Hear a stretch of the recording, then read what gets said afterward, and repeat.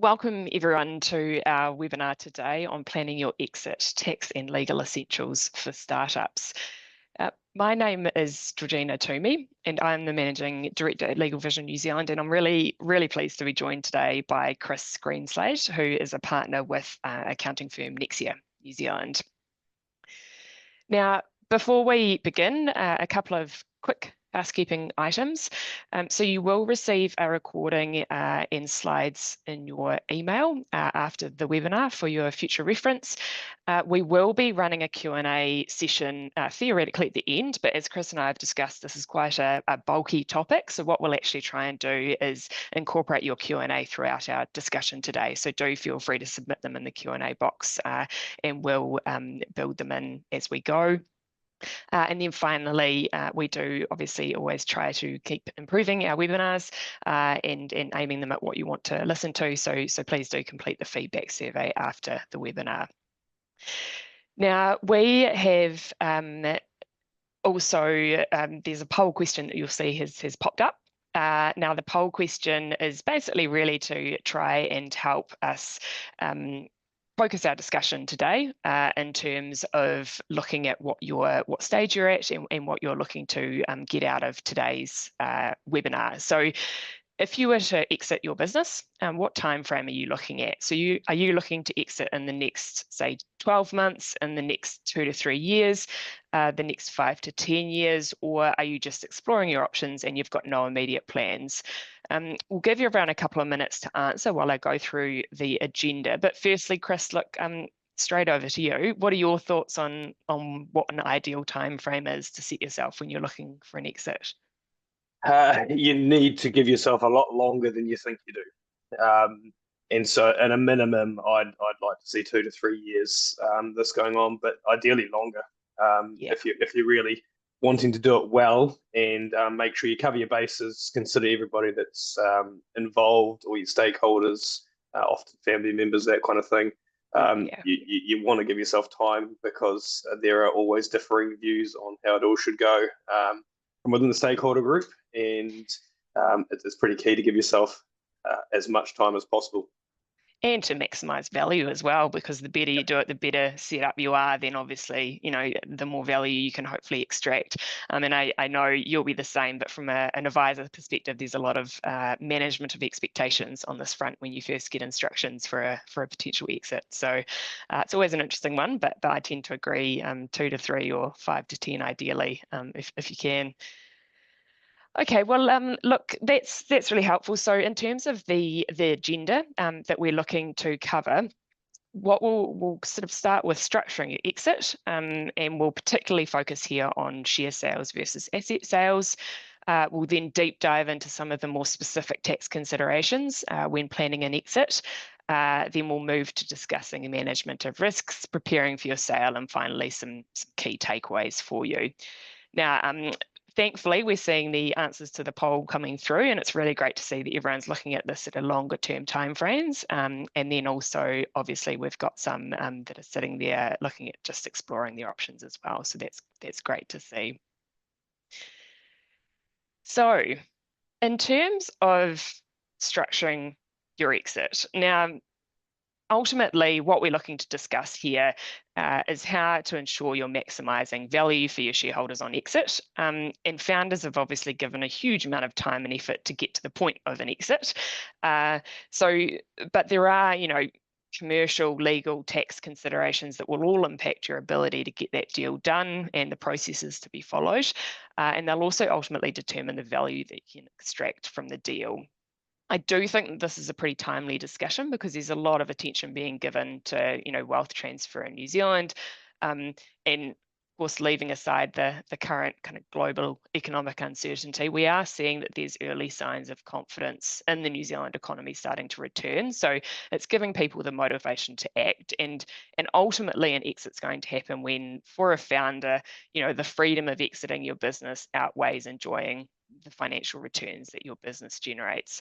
Now, a really important caveat to start before Chris and I get into this discussion is obviously this webinar is not legal or tax advice. So we can't emphasize enough that, you know, tailored advice is really important for any deal, but we are aiming to give you a good overview and understanding of the different considerations that you might want to make here. So in terms of, I guess, framing up our discussion, Chris, I'm going to start with, looking at exit structures, and in particular a share sale versus an asset sale. Now, from a legal perspective, a really broad brush description of the two structures I think is helpful, before I hand over to you, Chris, to sort of talk about the tax implications of both. But we're talking here about either, you're either selling the shares in your company, or you're selling the assets which are owned by the company or the business. I often find, talking about pros and cons here is the easiest way to highlight the differences. So starting with selling the shares in your company, the pros here are effectively everything stays in your company. So all of your employee relationships, your contracts, any licenses that are needed to operate your business, they will stay in the company as a result of the transaction. It's just the ownership of the company that changes. So it typically makes the process a bit more streamlined and straightforward. Now, the main con from a purchaser perspective is, because of that situation, you're buying everything. So you're inheriting all the skeletons in the closet, all the historical liabilities of the business. Now, that typically means that you're going to be looking at more extensive warranties being negotiated by your purchaser. They're looking to protect themselves from any potential unknown risks here. So on the whole, it means that your DD process, your due diligence, will be a bit more extensive and thorough given those increased risks. Now, in terms of an asset purchase, you've got a situation where your buyer is picking and choosing the assets that they want to take on compared to the company as a whole. So it really means that they're buying non-risks only. So you'll be requiring fewer warranties and indemnities. The cons here, though, are that it does require an individual transfer of every asset from the company, who's the vendor in that situation, to the buyer, and that can be pretty time intensive. So and things like third-party consents might be needed. So to some of your contracts, all your employee arrangements will need to be transferred in accordance with employment law. You might need security interests released, things like that. So it's potentially more straightforward and favourable from a purchaser perspective, but can be a bit more time intensive. So, Chris, handing over to you after that very, very high level summary of the two. Yep. When you're considering how to structure an exit, tax considerations are obviously really important and often drive those discussions. So can you explain for us the tax treatment or the considerations relevant to both of those options? Yeah, so I mean, you nailed it in terms of share sale tends to be easier from the vendor's point of view, and a asset sale tends to be the purchaser's preference. So you are weighing up both parties' needs. So there is no one size fits all. So just sort of be aware that all of these will be done different ways depending on everybody's needs in the process. I guess expanding on from that asset sale part as well is that there's asset sale versus business sale. So you've got the going concern, or are you literally picking and choosing assets or something out of a business? Because again, that will change the answers. So I guess some of the tax considerations that we will look at with the share sale side of things, from the vendor point of view, generally you are selling your shares, you are getting some sort of gain on the sale of those shares, and in the normal course, that's your liability sorted around the sale. So very, very simple. From the point of view of asset and business sales, we do need to work out where there's a going concern versus just assets, and the reason for that is GST implications. Going concern will typically end up with a zero rating happening versus assets themselves that will have GST. The big consideration from the asset business sales side of things is any depreciable assets. So you've got to be aware that generally you're going to have their book value significantly lower than the actual value they'll be sold for. So you're going to have a recovery. Recovery income will be very relevant there. And at the same time, you do have some assets that are probably retained, and you may have to consider what happens with them if the business is ultimately being wound up around the same stuff. They'll have GST and recovery implications that go with them. So those are kind of your starting point issues there. Yeah, absolutely. And in terms of, if I was to ask you what's most common that you see in, say, the small to mid-market in New Zealand, which would you say is the more common structure that people land on? It'll be the asset or business sale out of the company. So typically people won't want the cobwebs. Yep. They will want to start fresh. They won't want to worry about the indemnities and all that kind of stuff that comes with it. You'll typically see share sales with the higher end of the market or offshore coming into New Zealand. Yeah. They'll typically more likely to step into the shoes off. So that's the norm. And that's exactly what we see from, the legal perspective as well. There's a lot of attractiveness to the straightforward nature of those transactions. And at the smaller to mid-market level, people are not wanting to spend huge amounts of money on extensive due diligence either. There's also a more practical sort of consideration as well, where there's an industry standard template document that gets used for business asset sales. And that can, again, really streamline the negotiation of these transactions as well. So it's always context specific, but yeah, we typically see that at the end of the market, it is more commonly the business asset. You might see that flip if we have a losses scenario with a company with significant losses carried forward. That may change the answer potentially, because there is value in those losses as well. Okay, yeah, and look, that might be a good sort of segue. Can you talk to us a little bit about the business continuity test? So that was introduced around 2020. Can you explain what the test is and how it applies to our considerations here?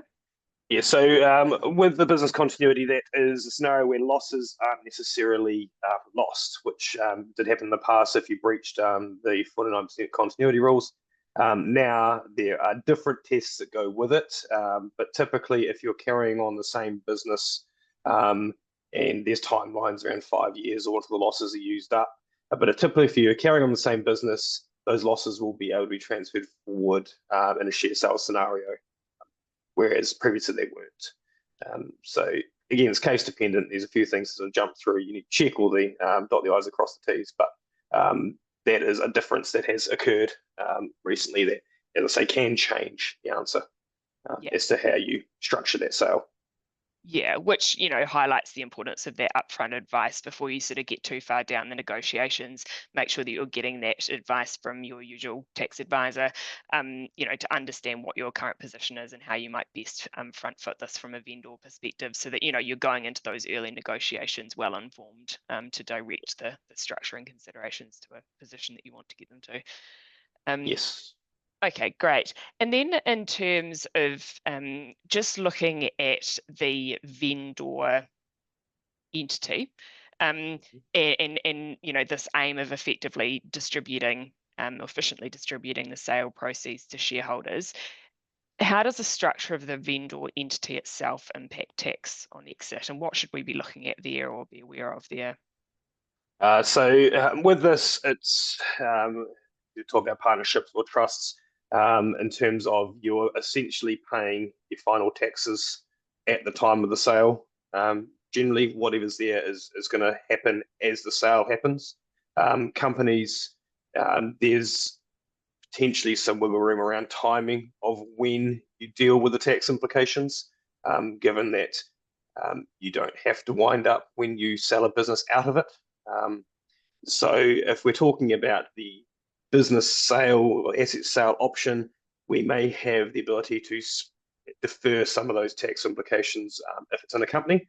And typically we would see most of these transactions occurring within a company. It's not often you're going to have trusts or partnerships involved, but it does mean you can decide a little bit about when you want to deal with the taxes.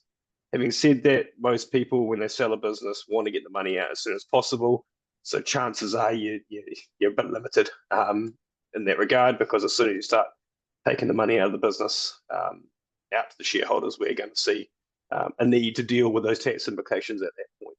So there is some ability, but in reality, they all tend to have it happening pretty simultaneously with the sale. You're dealing with it in that financial year. You might see the timing of that being shifted around a little bit, so that a transaction will happen just after balance date, so that we might give ourselves nearly a year to deal with the bits and pieces that go with it, to make sure that you get it out effectively. But generally, you're going to happen straight away, and it's not necessarily a bad thing, because as long as everyone's aware, you're dealing with the tax issues while you still have cash available before everybody's gone off and spent their share. Absolutely, yeah. And understanding, vendor intentions is really critical there, in terms of working out how you structure that.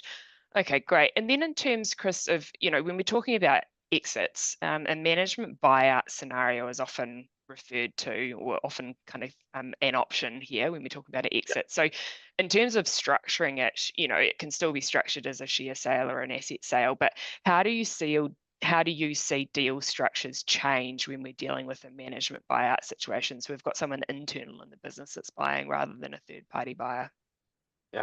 We see these ones typically being a over time sort of purchase, in which case it's generally a share sale. You can restructure to another entity as part of the process, but it comes with its own fish hooks around certain sort of capital items that can be tainted when we don't want to sort of see that, dividends, that kind of thing. So it is a case of it'd be unusual for that scenario to happen. We don't tend to see it, so we tend to see the share sale option going on. So within that, you've got to consider dividend programs, because that's a case of dealing with any retained profits up to that point in time. Often we'll see those paid right out, so that the previous owners have reaped the full rewards of their hard work, but that can vary depending on what's happening. And then it often, with a dividend program, ties into any vendor finance arrangements, if those are in place. Often they are funded by dividends for that person paying off the old owner, essentially. Yeah, absolutely. And from a legal perspective as well, the other thing that we're always looking to is, as you've said, Chris, it's often structured as a share sale, and it happens over a much longer period of time. So it's not an immediate sort of line in the sand in terms of change of ownership. But what comes with that is some really careful consideration around control and decision making during that period, because you are going through a shift from, a founder, person who started the business, to somebody who's been working in the business. At what point do those controls shift? So looking to your shareholders agreements, your governance arrangements, and making them flexible and adapting them as those ownership changes happen is really critical as well, to ensure it's as seamless as possible. Probably relevant here as well is if you've got employee share options in the mix that haven't been exercised on a share sale to another party, they're often exercised at that point. So you may have implications to think about there. So if you've got any arrangement like that in place with your current employees, that's another factor to consider in the mix. Yeah, absolutely. And look, it's an interesting one. It's probably worth, touching on this now, because I know that a lot of, our clients do have ESOPs in place.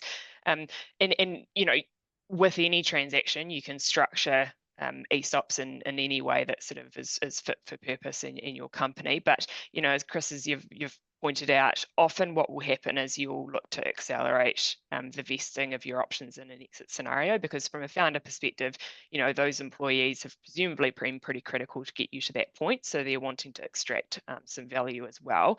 But what you really need to be thinking about and keeping front of mind as you negotiate with your purchaser is, well, what happens post-sale? Is the continued engagement of those employees really, really critical post-sale? In which case, do we need to maybe set aside a new ESOP pool post-transaction? Or maybe we don't accelerate all of the options and we continue the vesting through the transaction. Again, it's just something to be thinking about right from the outset, and making sure that you are using your ESOP in a way that is as effective as possible to ensure, again, maximising value, but also allowing those employees to extract value at the same time as well.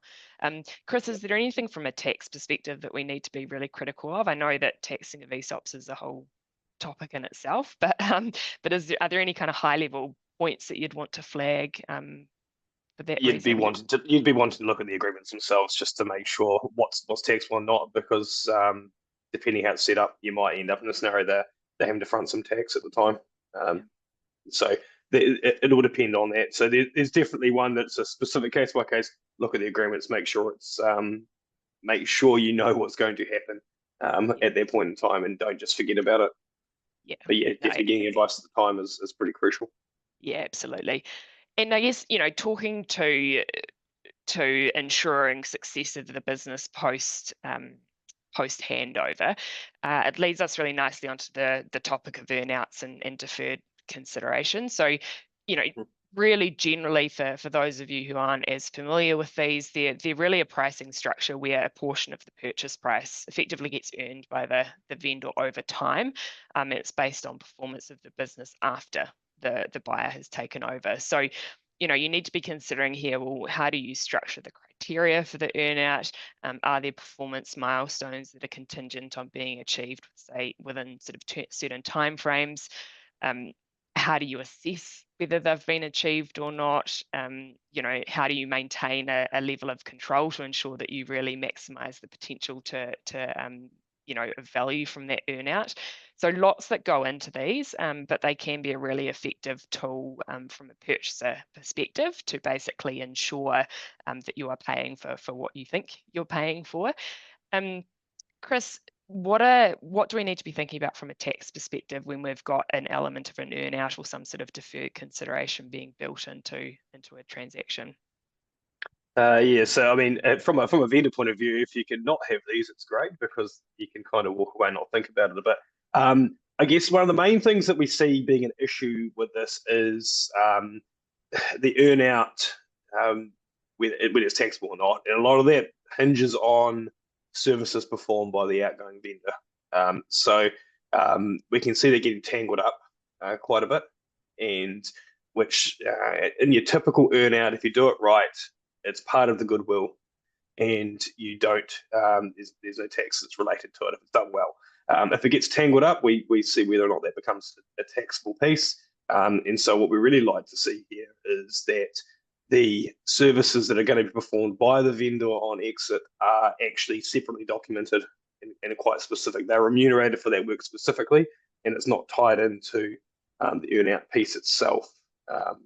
So it's kind of a make sure you separate out your time and effort going forward versus the business performing as expected based on the sale itself.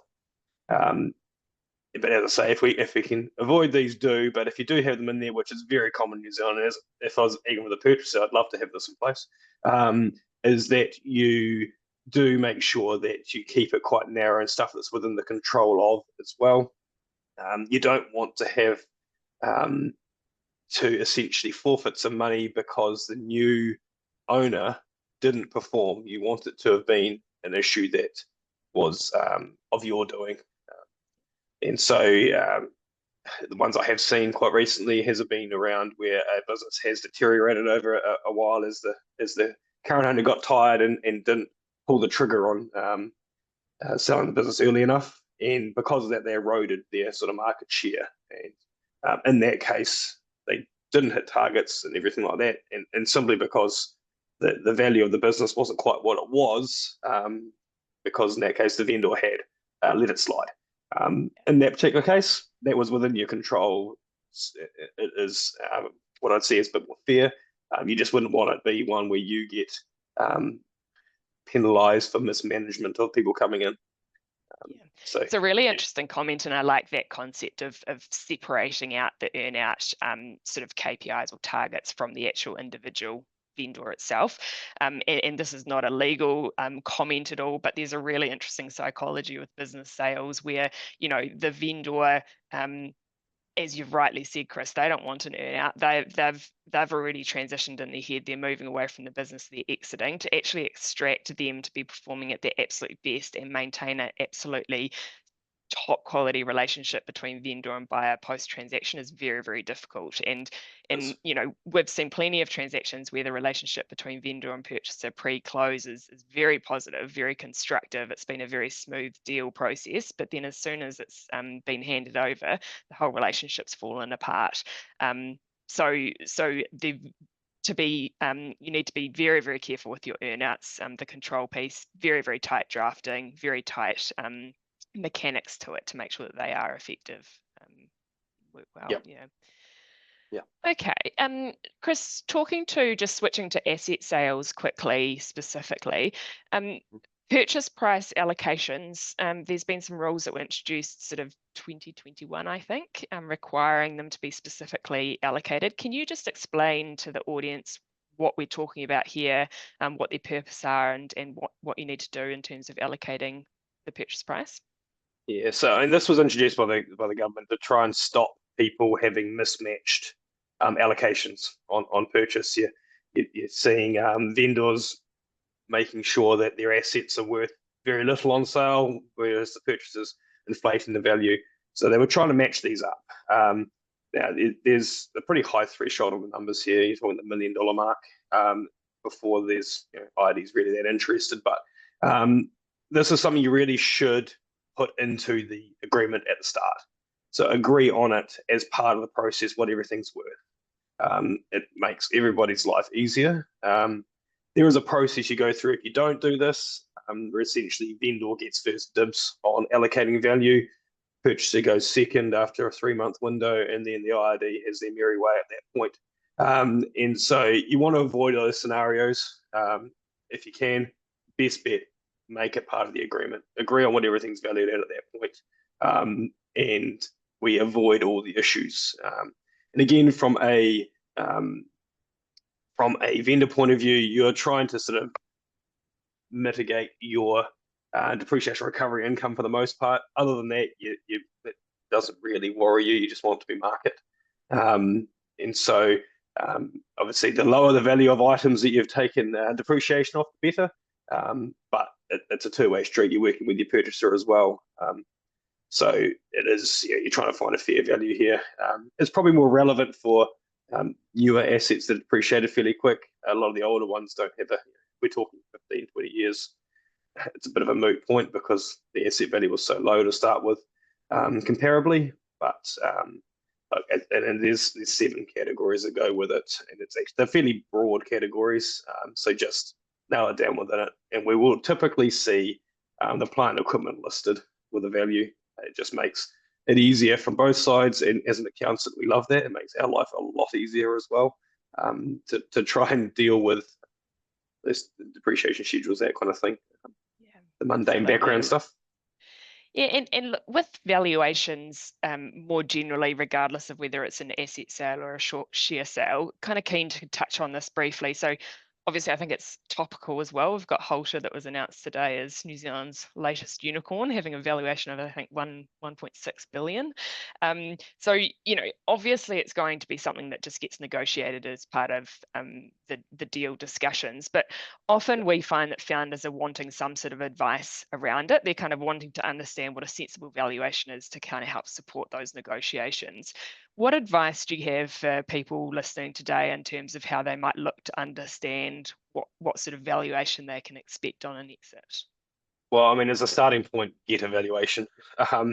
It's a bit of a hard pill to swallow because people don't want to front that money if they're not going to sell, and if they're done well, they're not a cheap endeavor to do it properly.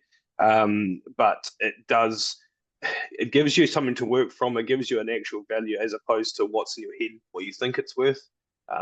Because that's a big part of the process is managing your expectation around what it's actually worth to the market versus what you think it's worth. And typically, a business is worth more to you than it is to most other people. So you've got to sort of bridge the gap. And within that, there's, I guess, a few different ways to value a business depending on what stage it's at. Established businesses will typically capitalize earnings with a multiple. You'll see businesses that is more startup and have reached a certain stage where growth is possible. They might use a future expectation of earnings or discounted cash flow because the current earnings aren't where it's going to be. And your distressed businesses, you'll see more of an asset-based one where they're recouping whatever they can in a way. And that's typically going to be at a discount on what they might actually be worth as a business. But that's where you've kicked the can too far down the road as well. So the valuation methodology is important depending on what type of business you are. But do engage with a professional on that one and get it done well, because then you've got something to hang your hat on a bit more other than a gut feel on how you think it's actually what it's worth. Yeah, absolutely. No, it's great advice. And before we kind of move on to management of risks, Chris, just speaking to cross-border transactions, often we're seeing Australian buyers that are looking to take advantage of New Zealand founder businesses and founders looking for an exit. What sort of complexities are there when we're talking about a cross-border transaction that we need to be a bit wary of in these scenarios? Yeah, these ones here, your starting point is get advice straight away once you got cross border because it's complicated. What we'll typically see with those is it tends to go in the share sale route. So actually, from a vendor point of view, it's not necessarily as bad as it might be if you were purchasing offshore, and a lot of those will tend to be a bigger player coming in. So they typically aren't too worried about a lot of the implications because they're not it's not material for them. But one of the biggest problems with going offshore is actually how do you get your money back without it being taxed, double taxed, which is what typically tends to happen. Tax agreements are in place to avoid that. They don't for the company to company kind of stuff you tend to get. So it is something to be aware of as a vendor. Is it get advice specific situations? There's a lot to it, but it might not be too bad from our side of things.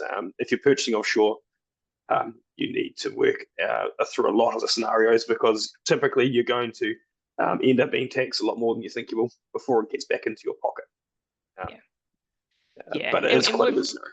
Yeah, we've recently worked on one, and I think the key is, as you rightly say, get the advisors that can work across both Australia and New Zealand, or you're engaging separate advisors in each jurisdiction. Everyone's used to doing this. It's common, people work pretty seamlessly together. But also expect that, processes like due diligence and negotiating the transaction documents, it is going to extend the timeframes on it just because of the increased complexity. But it's not something to be shy of either. Obviously, you can potentially extract great value out of an Australian buyer or other offshore buyer as well. So it's definitely not a reason not to go down that route at all. Yeah. Yeah, interestingly, this is one of the things we haven't touched on earlier. Any retained profits in the business, in terms of taxes paid previously, so imputation credit accounts, typically get passed on to shareholders by way of dividends. And a lot of time in these scenarios, they're not too worried. They'll lose those imputation credits, and they'll end up at some point in the future paying a bit extra tax, but they probably figure they're going to flip the company before then and aren't too worried about it. But it's something to be aware of. It is something to be aware of if you're selling shares within a business. If you breach that 67% number, you're selling more than 33%, you need to deal with your imputation credits, or you're probably going to lose them. And you don't want to pay tax twice. Absolutely. No, that's a really great kind of discussion to lead us on to the next, I guess, headline topic, which is, and I won't spend too much time on this, but it is really important to touch on, which is, well, how do we manage the risk that's involved in these transactions? So obviously, both parties, there's risk in doing this. There's potentially tensions in terms of how each party wants to approach the structuring. Usually you can reach a pretty mutually acceptable position by managing these risks through your documentation. So main example here is effectively just getting a buyer comfortable as to risks of a share purchase by putting all sort of warranty protections and the like into the sale agreement. So just sort of stepping really briefly through the documents that you might expect to see involved in an exit transaction. At the start, you may be sort of starting to share information quite early on before a formal DD gets underway, in which case you want to look to put in place a non-disclosure agreement, effectively just protecting any sensitive business information. Then you typically would go through a term sheet stage, and the term sheet really just sets out your key commercial terms of the transaction before you progress into drafting your binding legal documentation. So the purpose here really is just to make sure that the buyer and the seller agree on your fundamental terms. So purchase price, is there an earnout, things like that, so that you're not wasting any time or money by progressing a deal when you haven't actually landed on the major commercial issues. Then you're obviously going into your sale agreement, either a share sale agreement or a business asset agreement. That's your primary transaction document, so it sets out all of the terms of the sale. It will talk to your conditions precedent, so what are the key tasks that have to be satisfied for the deal to actually go ahead. You're talking to your completion obligations, the warranties that are being given by the vendor to mitigate any risk or mitigate some risk for the buyer. From a vendor perspective, you're wanting to look to manage your risk exposure here. So you'd be looking to include caps and limitations on your liability for those warranties and any indemnities that you're giving. If it's an asset sale, you're getting into some of the mechanics around actual transfer of assets as well. Both types of deal, you'd be looking at your regulatory and compliance risks. So are there any industry regulations that need to be thought of and new licenses applied for, things like that. And then finally, you'd be looking at your post-sale obligations as well. So if there's an earnout, what are the ongoing duties of both parties, things like that.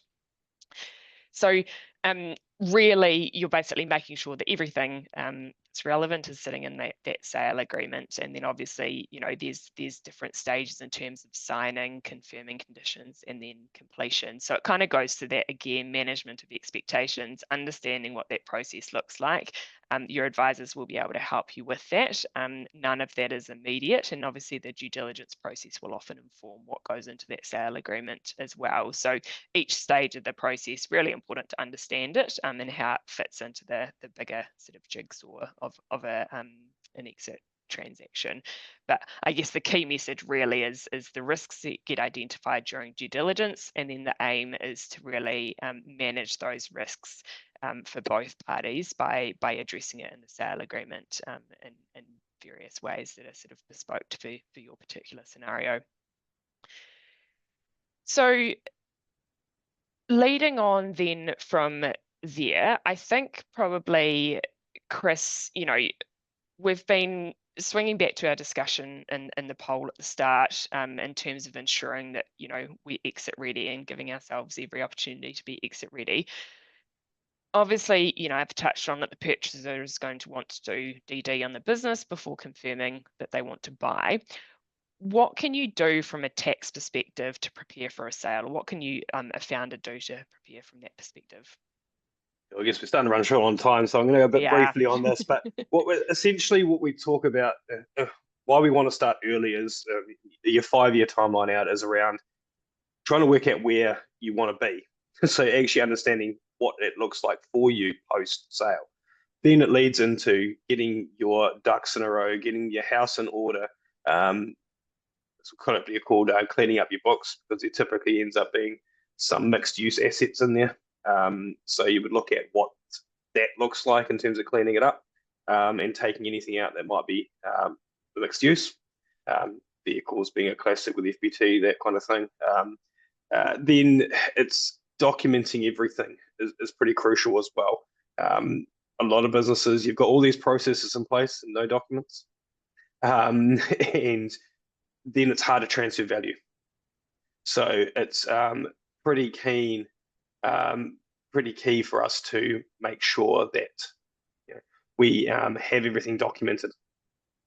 And with that comes things like your lease arrangement and all that kind of thing. Is that all in order? Are your handshake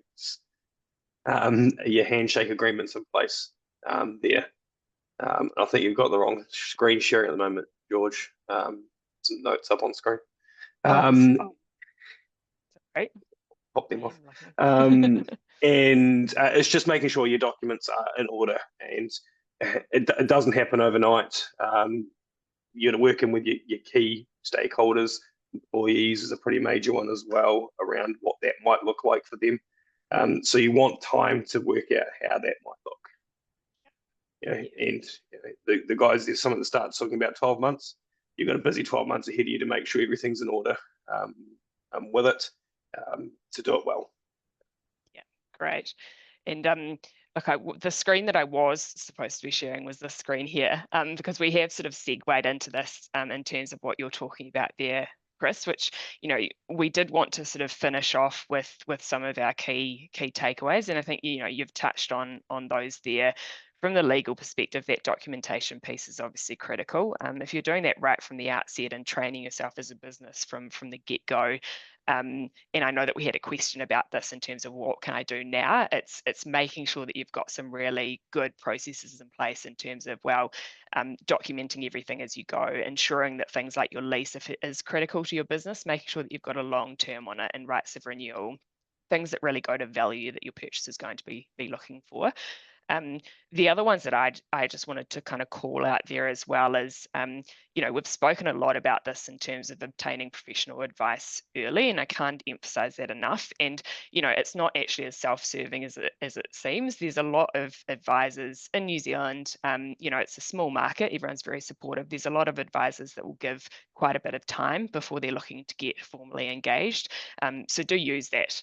Talk to people early. That often much prefer you're talking to them, you know, pre-heads of agreement stage, before you even kind of get too far into it and locked in too early. And then the other one that I wanted to just mention there is identify your non-negotiables early. So you are never going to be in a position where you have a perfect deal, and it's never going to be a deal that's risk-free. So figure out what your non-negotiables are, then you can stick to them right from the outset, but then be prepared to be flexible on the balance as well. I guess talking to that too is that at the start, you're identifying what you're actually selling. Because so many businesses in New Zealand especially are the owner is the business. So how do you transition that into something that's actually saleable? Their relationships can't be transferred if there's no documents that sort of go with it, or it's a lot longer process to transfer the relationships over to somebody else. Business sales, you'll see it when you have a vendor buy out something that you use personally. If you weren't happy with something, that's the time you move. So there's a lot that goes into it around that, and you've got to be able to work out, what am I actually selling? Yeah, absolutely. Well, that, as we anticipated, there's a lot of content that Chris and I are obviously keen to cover. There's plenty more that we can cover, but unfortunately we are limited on time. So that does conclude the main part of the webinar. I just wanted to touch on a couple of closeout items here in terms of we do have a download that's available to you. It's our LegalVision Startup Manual. It talks to business structuring. So to the question that we had right at the outset from one of the attendees around, well, what can I do to set myself up to be exit ready? It talks to a lot of the different legal considerations that you might want to be thinking about in terms of preparing as best you can for DD ultimately. We do have a webinar coming up, which you might be interested in. So 8th of July at midday around cybersecurity breaches. So please come along if that's of interest to you. Briefly touching on LegalVision. So look, we do have, we operate a membership model here. You know, effectively the way that we like to think about it is really having your own in-house legal counsel, and we take care of all your business as usual legal needs. You know, you've got a fixed monthly cost, everything's covered. We find it's a really wonderful way of working with our clients. We get to understand you a lot better, and we understand your risk appetite a lot better without you being afraid to pick up the phone and talk to us. So a mutually beneficial way to operate. And then most importantly, we've got Chris's details up on the slide now. So please note them down. They're obviously available on the Nexia website as well. Please reach out to Chris. He's obviously got a huge wealth of knowledge in this regard. So if you are looking at an exit and wanting to prepare early, please feel free to get in touch with Chris. Now, with our Q&A portion, we have wrapped in the pre-submitted questions, and most of them into our discussion today. We've been keeping an eye on that.